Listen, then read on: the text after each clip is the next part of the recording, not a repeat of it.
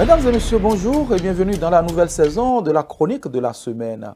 Vous nous suivrez désormais chaque semaine sur votre chaîne de télévision Speedline TV dans des chroniques politiques, faits de société, sport, culture et bien d'autres genres. Vous retrouverez aussi ces chroniques en première diffusion tous les lundis dans votre journal Filao News. Le titre de la chronique de cette semaine est bien 66 ans, le Bénin n'a plus l'âge des discours, il a l'âge des choix. Ce samedi 1er août 2026, les fanfares ont joué. Les enfants agitaient des drapeaux et les autorités ont déroulé le protocole. Le Bénin a 66 ans. À 66 ans, un homme n'est plus un jeune. Il n'a plus droit à l'excuse de l'inexpérience. Il doit rendre compte, assumer et surtout choisir. Il en va de même pour une nation. L'indépendance de 1960 nous a donné un État.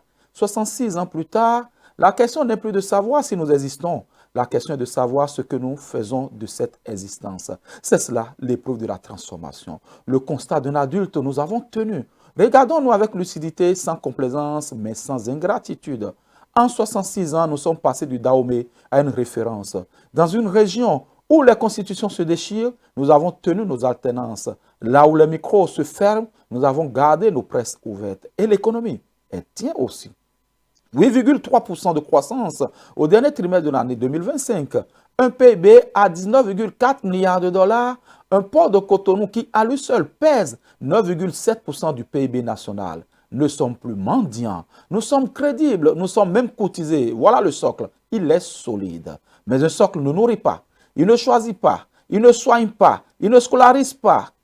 Et la radioscopie d'un pays qui veut grandir, il y a 3 fractures à refermer. La croissance est une fierté, le bien-être est une exigence. Entre les deux, il y a 3 fractures. La première fracture, l'économie de la matière première.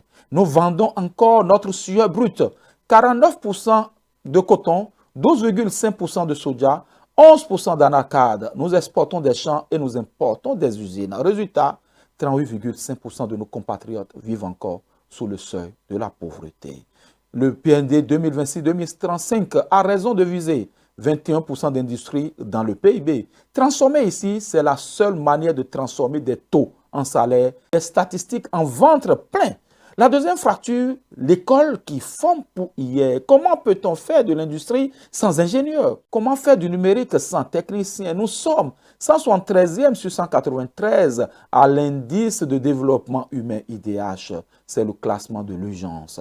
Décider de passer l'enseignement technique de 7% à 77%, c'est décider de changer de peuple. Il ne s'agit plus de fabriquer des diplômés chômeurs. Il s'agit de forger des